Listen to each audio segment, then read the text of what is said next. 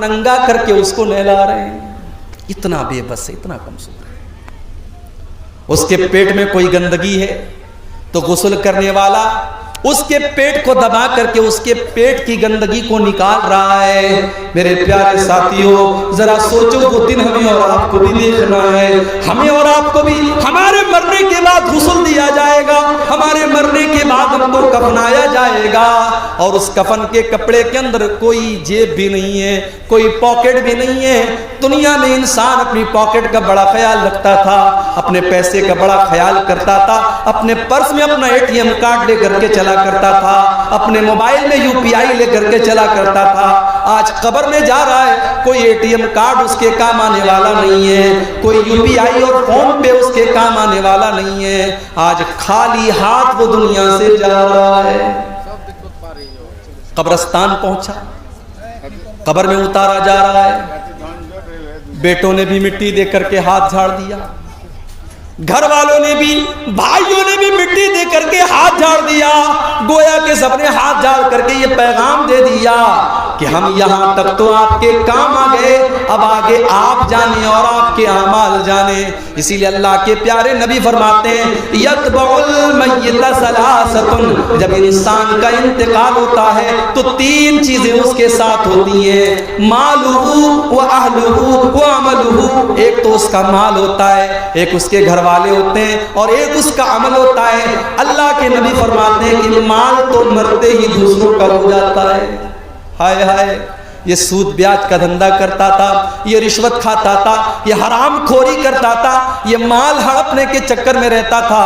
لیکن آج جیسے ہی اس کا انتقال ہوتا ہے, اس کا مال تو دوسروں کا ہو جاتا ہے, یہ اپنے ساتھ تو ایک پیسہ بھی لے کے نہیں جاتا ہے. او حرام کا اور سود اور بیاج کا کام کرنے والوں, ایک پیسہ بھی اپنے ساتھ آپ لے کر کے نہیں جائیں گے. کیوں اپنے بچوں کے پیٹ میں حرام کی کمائی ڈال رہے ہو؟ اللہ کے نبی فرماتے ہیں کل لحم نبت من صوت فالنار اولا به. جس بدن کی پرورش حرام کمائی سے کی جائے وہ بدن جہنم کی آگ میں جائے گا. مجھے معلوم ہے کٹیہار اور سیمانچل کے علاقوں میں آج بندھن لون کے نام سے لون کی اسکیم چلائی جا رہی ہے, عورتوں کے نام سے لون لیا جا رہا ہے, اور ایک بڑی تعداد میں مسلمان آج لون لے رہا ہے اور سود اور بیاج کے اوپر قرضے لے رہا ہے. میرے پیارے بھائیوں, یہ حرام کی کمائی آپ اپنے گھر میں لا کر کے اپنے بچوں کی آخرت کے اوپر بات کر رہے ہو. اللہ کے نبی فرماتے ہیں مال تو مرتے ہی اس کا ساتھ چھوڑ دیتا ہے, گھر والے اس کے کفن دفن تک اس کا ساتھ دیتے ہیں, اس کو نہلاتے ہیں, اس کو کفناتے ہیں, اس کے تجہیز و تکفین تک اس کا ساتھ دیتے ہیں, اس کو قبر میں دفنانے تک اس کا ساتھ دیتے ہیں. لیکن جب قبر میں چلا آیا, جب قبر کا سناٹا اور قبر کی تاریکی میں پہنچ گیا, تو وہاں پر نہ اس کا مال اس کے کام آئے گا, نہ اس کے گھر والے اس کے کام آئیں گے. وہاں پر اگر کوئی چیز کام آئے گی تو اس کا عمل کام آئے گا. ہم تو اتنے کٹھور دل ہو گئے, ہم تو اتنے سخت دل ہو گئے کہ آج اپنے مردوں کو مٹی دیتے وقت بھی ہماری آنکھ میں ڈر نہیں ہوتا, ہمارے دل میں ڈر نہیں ہوتا. ہم قبرستان جانے کے بعد بھی ہنستے رہتے ہیں, ہم مردوں کو دفنانے کے ٹائم بھی ہنستے رہتے ہیں. میرے پیارے ساتھیوں, جب قبرستان جایا کرو, جب کسی کی قبر کو دیکھا کرو تو سوچا کرو کہ وہ انجام آپ کا بھی ہونے والا ہے. آج عبدالغفار صاحب کے چاہنے والے بہت ہیں. آج تقریر کے بعد بہت سے نوجوان میرے پاس آتے ہیں, شیخ صاحب ایک سیلفی آپ کے ساتھ لینا ہے, شیخ صاحب ایک فوٹو آپ کے ساتھ لینا ہے. بہت سارے لوگ بڑی محبت کے ساتھ آ کر کے کہتے ہیں شیخ صاحب آج تک آپ کو ویڈیو میں دیکھا تھا, آج پہلی بار آپ کو اصلی میں دیکھ رہا ہوں. بڑی محبت کرتے ہیں لوگ, بڑی بڑی بڑی باتیں کرتے ہیں, مگر جب میں قبر میں جاؤں گا, جب اللہ کے یہاں میری نیکیاں کم پڑ جائیں گی, میرے گناہ زیادہ پڑ جائیں گے, مجھے کوئی چاہنے والا اور مجھ سے محبت کا کوئی دعویٰ کرنے والا نہ قبر میں میرے کام آئے گا, نہ آخرت میں میرے کام آئے گا. میرے چاہنے والوں کی بات چھوڑ دو میرے بھائی, میری بیوی میرے کام نہیں آئے گی, میرے بچے میرے کام نہیں آئیں گے, میرے ماں باپ میرے کام نہیں آئیں گے. اللہ نے قرآن میں نقشہ کھینچا, یوم یفر المرء من اخیہ وامہ وابیہ وصاحبتہ وبنیہ. قیامت کے دن انسان اپنی ماں کو دیکھ کر کے بھاگے گا, اپنے باپ کو دیکھ کر کے بھاگے گا, اپنی بیوی کو دیکھ کر کے بھاگے گا, اپنے بچوں کو دیکھ کر کے بھاگے گا. قیامت کا دن تو اس قدر نفسی نفسی کا عالم ہوگا کہ اللہ نے قرآن کے 29ویں پارے میں فرمایا یود المجرم لو یفتدی من عذاب یومئذ ببنی وصاحبتہ واخیہ. قیامت کے دن انسان یہ کہے گا اے اللہ میرے بچوں کو تو لے لے مجھے چھوڑ دے, میرے ماں باپ کو تو لے لے مجھے چھوڑ دے, اے اللہ میری جگہ میری بیوی کو تو سزا دے دے لیکن مجھ کو چھوڑ دے. لیکن اللہ فرمائے گا نہیں نہیں, ہماری بارگاہ میں ایسا نہیں ہو سکتا. لا تزر وازرۃ وزر اخرى, قیامت کے دن کوئی کسی کا بوجھ نہیں اٹھائے گا. وہ دن ہوگا قیامت کا. اس دن کا ڈر آج ہمارے دلوں سے میرے بھائیوں نکل چکا ہے. حضرت عمر فاروق کو دیکھو, فجر کی نماز پڑھا رہے ہیں. آپ کو تو فجر کی نماز کا پتہ بھی نہیں ہوگا. جلسے میں 1000 لوگ آتے ہیں اور فجر کی جب اذان ہوتی ہے الصلاۃ خیر من النوم کی صدائیں بلند ہوتی ہیں. مسجد میں جا کر کے دیکھو تو 8-10 لوگوں کے علاوہ کوئی نظر نہیں آتا. رات بھر اردو میں اور بنگلہ میں تقریر سننے والے اور بڑے بڑے شاعروں سے اللہ کے نبی کی تعریف سننے والے فجر کی نماز میں خواب خرگوش کے مزے لے رہے ہیں, سو رہے ہیں, اور فجر کی نماز میں وہ حاضر نہیں ہے. میرے پیارے ساتھیوں, نماز کے بغیر آپ اسلام کا تصور بھی کیسے کر سکتے ہیں؟ عمر فاروق مسلمانوں کے خلیفہ ہیں اور فجر کی نماز پڑھا رہے ہیں اور آگے کی صف میں, پہلی صف میں ابو لولو فیروز نام کا ایک آدمی جو پارسی مذہب کا ماننے والا ہے, مسلمان نہیں ہے, پارسی مذہب کا ماننے والا ہے. حضرت عمر کے خلاف اس کے دل میں دشمنی ہے. وہ خنجر لے کر کے آیا ہے اور پہلی صف میں وہ شامل ہے اور اس کا مقصد حضرت عمر کے اوپر اٹیک کرنا ہے. جیسی حضرت عمر نے نماز شروع کی وہ آگے بڑھا, اس نے حضرت عمر کے اوپر اٹیک کیا اور حضرت عمر کے ناف کے پاس اس نے حملہ کیا. خون کی دھار بہنے لگی, حضرت عمر تڑپ کر کے مصلی کے اوپر گر جاتے ہیں. لیکن نماز نہیں رکتی ہے. حضرت عمر مصلی پر گرنے کے پہلے اپنے ٹھیک پیچھے عبد الرحمن بن عوف کا ہاتھ پکڑ کر کے ان کو آگے بڑھاتے ہیں.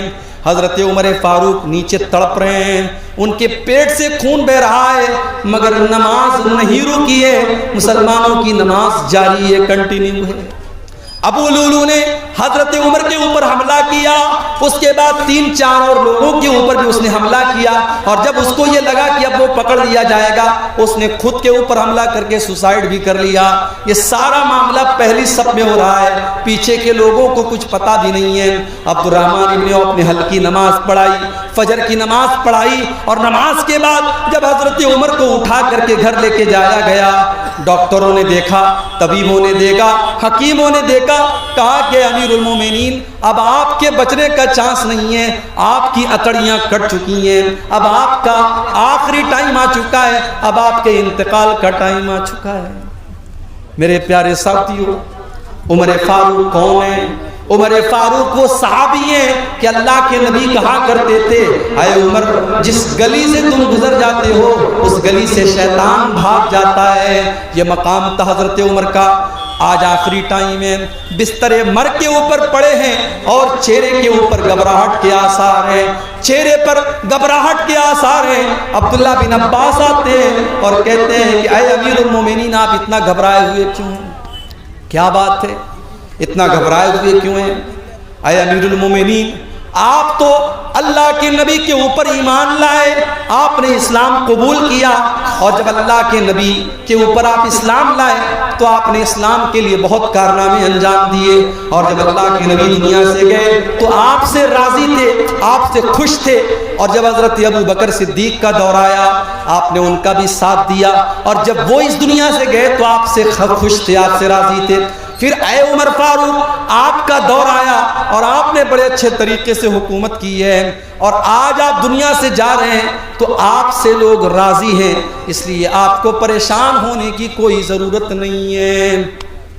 ذرا تصور کرو میرے پیارے ساتھیوں کہ آخرت کی فکر جب انسان کو ہوتی ہے تو جتنے بھی نیکی اور تقوی کے اعلیٰ معیار پر پہنچ جائے اسے ڈر ہوتا ہے کہ اللہ کو وہ کیا منہ دکھائے گا. حضرت عمر فاروق رضی اللہ تعالیٰ عنہ جواب دیتے ہیں، اے عبداللہ بن عباس، اگر میں نے اپنے نبی کا ساتھ دیا، اگر میں اپنے نبی کے اوپر ایمان لایا، اگر میں نے ابو بکر کا ساتھ دیا، فذالک من من اللہ علیہ، تو یہ تو اللہ کا میرے اوپر احسان تھا، یہ تو اللہ کا میرے اوپر کرم تھا، اس میں میرا کوئی رول نہیں تھا، میرا کوئی کردار نہیں تھا۔ اے عبداللہ، مجھے ڈر ہے تو اسی بات کا ڈر ہے، جب میرا دور حکومت آیا، پتہ نہیں میرے کون سے فیصلے ایسے رہے ہوں گے جو اللہ کو پسند آئے ہوں گے، اور کون سے ایسے فیصلے رہے ہوں گے جو اللہ کو ناپسند رہے ہوں گے۔ اے عبداللہ، تم میری بات کرتے ہو، لَوَجِدْتُ أَنَّ لَوْ أَنَّ لِي طِلَاعَ الْأَرْضِ ذَهَبًا، اے عبداللہ، اللہ کی قسم میری تو تمنا یہ ہے، میری تو آرزو یہ ہے کہ اگر زمین بھر کے سونا میرے پاس آ جائے، زمین بھر کے سونا مجھے مل جائے، اور اللہ تعالیٰ یہ کہہ دے کہ اے عمر تو زمین بھر کے سونا میرے پاس لے کے آ جا اور میں تجھے اپنے عذاب سے بچا لوں گا، تو اے عبداللہ، میں زمین بھر کے سونا دینے کو تیار ہوں، لیکن اللہ کے عذاب کو میں جھیل نہیں پاؤں گا، میں اللہ کے عذاب سے بچنے کے لیے زمین بھر کے سونا دینے کو تیار ہوں۔ میرے پیارے ساتھیوں، عمر فاروق کو تو اپنی آخرت کی اتنی فکر ہے، اور ہمیں اپنی آخرت کی کوئی فکر نہیں ہے۔ آج مکان بنوانے کے لیے ہم کتنے پریشان ہیں، آج اپنے بچوں کا فیوچر بنانے کے لیے ہم کتنے پریشان ہیں، لیکن ان بچوں کی آخرت بنانے کے لیے ہمیں کوئی چنتا نہیں ہے۔ اللہ نے قرآن میں فرمایا، یا ایھا الذین آمنوا قوا انفسکم واہلیکم نارا، اے ایمان والو، اپنے آپ کو اور اپنے گھر والوں کو جہنم کی آگ سے بچاؤ۔ انسان کو اپنی فیملی سے پیار ہوتا ہے میرے بھائی، انسان کو اپنے بچوں سے پیار ہوتا ہے۔ بچے کی انگلی کٹ جائے باپ بے چین ہو جاتا ہے، بچوں کو کھروچ آ جائے ماں کی آنکھوں سے آنسو نکل جاتے ہیں۔ اللہ فرما رہا ہے، اے ایمان والو، تمہیں اپنے پریوار سے اتنی محبت ہے، اپنی فیملی سے اتنی محبت ہے، اپنے بال بچوں سے اتنی محبت ہے، یا ایھا الذین آمنوا قوا انفسکم واہلیکم نارا، اے ایمان والو، اپنے آپ کو اور اپنے گھر والوں کو جہنم کی آگ سے بچاؤ۔ ہماری لڑکیاں جوان ہو گئیں، ہم نے ان کو دنیا کی تعلیم دے دی، گریجویٹ بنا دیا، انٹر پاس کرا دیا، بہت ضروری ہے۔ میں دنیا کی تعلیم کا بھی قائل ہوں، آپ کے سیمانچل کے علاقے میں مسلمان آج دنیا کی تعلیم میں بھی پیچھے ہیں۔ آپ دنیا کی تعلیم اپنے بچوں کو دلاؤ، ایجوکیشن بہت ضروری ہے، تعلیم بہت ضروری ہے، شکشا بہت ضروری ہے، آپ اپنے بچوں کو دنیا کی تعلیم دلاؤ۔ مگر ایک مشورہ میں دے کے جاتا ہوں، آپ کو اچھا لگے تو عمل کر لینا، اچھا نہ لگے تو کوئی بات نہیں ہے۔ میں نے ممبئی کے اندر بھی دیکھا، میں نے کلکتہ کے اندر بھی دیکھا، میں نے بنگلور کے اندر بھی دیکھا کہ بڑے بڑے کروڑ پتی باپ کے بچے جو اسکول میں پڑھ رہے ہیں، ظاہر ہے اسکولوں کا اپنا ایک سلیبس ہوتا ہے، اسکول میں بچہ انگریزی پڑھ رہا ہے، ہندی پڑھ رہا ہے، مراٹھی پڑھ رہا ہے، سائنس پڑھ رہا ہے، میتھ پڑھ رہا ہے، سب کچھ پڑھ رہا ہے، مگر وہاں بچے کو قرآن پڑھانے والا کوئی نہیں ہے، اسکول میں بچے کو اللہ کے بارے میں بتانے والا کوئی نہیں ہے، رسول کے بارے میں بتانے والا کوئی نہیں ہے۔ میں نے بمبئی کے اندر دیکھا، میں نے بنگلور کے اندر دیکھا، میں نے مدراس کے اندر دیکھا کہ مسجدوں کے اندر چھوٹے چھوٹے مکتب چل رہے ہیں، مولوی صاحب جو مسجد میں امامت کراتے ہیں، ان کو امامت کی تنخواہ اگر 10,000 روپے دی جاتی ہے، آپ کے سیمانچل میں میں جانتا ہوں مسجدوں کے اماموں کی تنخواہیں بہت معمولی ہوتی ہیں، لیکن بڑے بڑے شہروں میں جہاں 10-15 ہزار ان کو امام کی تنخواہ دی جاتی ہے، وہاں امام کو امامت کے ساتھ ساتھ یہ ڈیوٹی بھی دی جاتی ہے کہ آپ کو بچوں کو مکتب میں قرآن پڑھانا ہے، نبی کی باتیں بتانا ہے، باقاعدہ اسکولوں کے بچے 1 گھنٹے کے لیے 2 گھنٹے کے لیے مسجد میں آ کر کے مولوی صاحب سے دین کی بیسک باتیں سیکھ لیتے ہیں۔ اب وہ بچہ اسکول میں پڑھ کر کے جب ڈاکٹر بنتا ہے، جب انجینئر بنتا ہے، جب وکیل بنتا ہے، تو اس کے دماغ کے اندر اس نے بچپن میں مولوی صاحب سے جو دین کی بنیادی باتیں سیکھی تھی، اس نے اللہ کے بارے میں جانا تھا، اس نے رسول کے بارے میں جانا تھا، اس نے آخرت کے بارے میں جانا تھا، اس نے نماز کا طریقہ سیکھا تھا، اس نے نماز کی دعائیں سیکھی تھی۔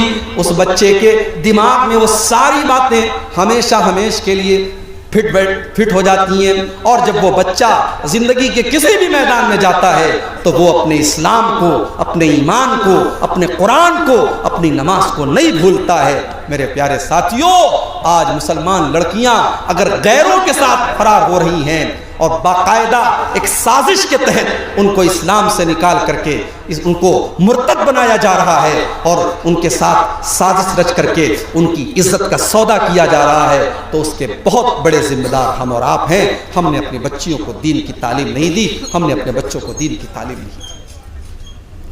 سیمانچل میں گاؤں گاؤں میں مدرسے ہیں، مگر مدرسے میں سارے لوگ تو اپنے بچوں کو نہیں پڑھاتے، سارے لوگ تو اپنے بچوں کو مدرسے میں پڑھانے کو تیار نہیں ہے۔ ہمارا بچہ مدرسے میں نہیں پڑھے گا، مدرسے کا کھانا ہمارا بچہ نہیں کھائے گا۔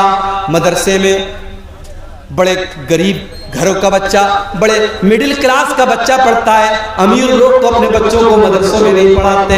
میرے پیارے ساتھیوں، اگر اللہ نے آپ کو دولت دی ہے تو آپ اپنے بچوں کو کانوینٹ اسکول میں اور اعلیٰ اسکول میں پڑھانے کے ساتھ ساتھ اپنے بچوں اور بچیوں کو دین کی تعلیم بھی دلائیے۔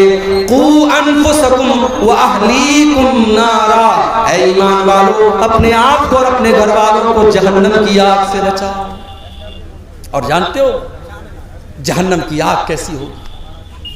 فرمایا کہ جہنم کی آگ پیٹرول سے نہیں جلے گی، جہنم کی آگ ڈیزل سے نہیں جلے گی، جہنم کی آگ کوئلے سے نہیں جلے گی۔ وقودها الناس والحجارہ، جہنم کی آگ تو انسانوں سے جلے گی اور پتھروں سے جلے گی۔ علیہا ملائکۃ غلاظ شداد لا یعصون اللہ، اس جہنم کے جو داروغہ ہوں گے، اس جہنم کے جو چوکیدار ہوں گے، وہ بڑے ٹائٹ ہوں گے، بڑے سخت ہوں گے، وہ کسی کے ساتھ کوئی مربت نہیں کریں گے، کوئی رحم نہیں کریں گے۔ اپنے آپ کو اور اپنے گھر والوں کو جہنم کی آگ سے بچاؤ میرے بھائی۔ شادی کرتے ہیں آپ، شادی میں آپ کے سیمانچل کے علاقے میں میں جانتا ہوں، میں نے دیکھا ہے بڑے بڑے مولویوں کو میں نے دیکھا ہے کہ وہ بھی جہیز لے رہے ہیں، 100 200 لوگوں سے بارات لے کے جا رہے ہیں، لیکن اللہ کا فضل و کرم ہے کہ ایسے نوجوان بھی ہم نے دیکھے ہیں۔ ابھی آج ہی ایک نوجوان سے ملاقات ہوئی، اس نے کہا مولوی صاحب میں نے 1 پیسے کا جہیز نہیں لیا، ہم لوگ ٹوٹل 9 لوگ گئے تھے، ہم لڑکی کو ویدا کر کے لے کے چلے آئے، بڑی خوشی ہوئی، میں نے مبارکباد دی۔ آج ایسی شادیاں بھی ہوتی ہیں، اور جب ایسی شادیاں ہوتی ہیں تو میاں بیوی کے رشتے میں محبت پیدا ہوتی ہے۔ جب ایسی بیوی آپ کے گھر میں آئے گی جس میں آپ نے جہیز کی کوئی ڈیمانڈ نہیں کی ہوگی اور بارات کا کوئی چکر نہیں ہوگا، اور آپ نے رسم و رواج سے اپنے آپ کو پاک کیا ہوگا، وہ نکاح کے ذریعے جب آپ اپنی بیوی کو گھر میں لائیں گے، اس رشتے میں اللہ تعالیٰ برکت پیدا کرے گا، جو اولاد پیدا ہوگی وہ اولاد بھی نیک پیدا ہوگی۔ آج اولاد کیوں خراب پیدا ہو رہی ہے؟ جب مائیں خراب ہیں، جب باپ خراب ہے تو بچے تو خراب ہوں گے نا۔ حضرت فاطمہ کو دیکھو، ایک طرف چکی چلا رہی ہیں، گود میں حسن و حسین کو لیے ہیں، حسن و حسین کو دودھ بھی پلا رہی ہیں اور چکی بھی چلا رہی ہیں اور زبان پر تسبیح کے کلمات بھی ہیں۔ میرے پیارے بھائیوں، جو عورت اپنے گھر کا کام بھی کر رہی ہے، اپنے بچے کو دودھ بھی پلا رہی ہے اور اس کی زبان پر اللہ کی تسبیح کے کلمات ہیں، جب وہ بچہ، اس کی گود میں پلنے والا بچہ جب بڑا ہوگا تو اس بچے کے بنیاد میں، اس بچے کے اندر جو خون دوڑ رہا ہوگا اس نیک ماں کا دوڑ رہا ہوگا۔ آج ایسی مائیں کہاں ہمارے سماج میں ملتی ہیں؟ ہم نے تو جب رشتہ دیکھنا ہوتا ہے، ہم جب رشتہ دیکھتے ہیں تو ہم یہ دیکھتے ہیں کہ لڑکی کتنی سمارٹ ہے، کتنی خوبصورت ہے، کتنی دیکھنے میں ہینڈسم ہے، کتنی خوبصورت ہے، ہم تو خوبصورتی کو معیار بناتے ہیں۔ اللہ کے پیارے نبی نے فرمایا تنکح المرأۃ لأربعین، جب لڑکیوں کی شادی کرو تو 4 چیزیں دیکھی جاتی ہیں، 4 چیزیں لڑکی کے اندر دیکھی جاتی ہیں، لمالہا ولحسبہا ولجمالہا ولدینہا۔ کچھ لوگ تو مال دیکھتے ہیں کہ کتنا جہیز لے کر کے آئے گی، کچھ لوگ اس کا خاندان دیکھتے ہیں کہ ہماری برادری کی ہے کہ نہیں، ہمارے سماج کی ہے کہ نہیں، ہمارے سماج کے باہر کی تو نہیں ہے، اور کچھ لوگ اس کی خوبصورتی دیکھتے ہیں کہ کتنی خوبصورت ہے۔ لڑکا چاہے ساؤتھ افریقہ کا لگ رہا ہو لیکن لڑکی ان کو بالکل حور جیسی چاہیے۔ کچھ لوگوں کو خوبصورتی پر عمر ملتے ہیں، ولدینہا، اور کچھ لوگ دینداری دیکھتے ہیں۔ اللہ کے نبی نے فرمایا فَاظْفَرْ بِذَاتِ الدِّین، تم دیندار عورت کو ترجیح دو اور دیندار عورت کو گھر میں لے کے آؤ. اچھا ایک عجیب بات بتاؤں, آپ کے یہاں ہلدی کی رسم ہوتی ہے کہ نہیں؟ کوئی بتائے بھائی, مجھے نہیں معلوم. ہوتی ہے نا, ماشاءاللہ. ہلدی کی رسم میں کیا ہوتا ہے؟ ہلدی لگائی جاتی ہے. اب تو باقاعدہ بڑے بڑے فنکشن ہوتے ہیں شادی کے 1-2 دن پہلے ہلدی کے نام سے. اس میں بہت سارے گھر کی عورتیں جو ہوتی ہیں وہ ہلدی کے رنگ کا کپڑا پہنتی ہیں, پیلے رنگ کا کپڑا پہنتی ہیں, اور کھانا پینا ہوتا ہے, پورا فنکشن ہوتا ہے, اس کو کہتے ہیں ہلدی کی رسم.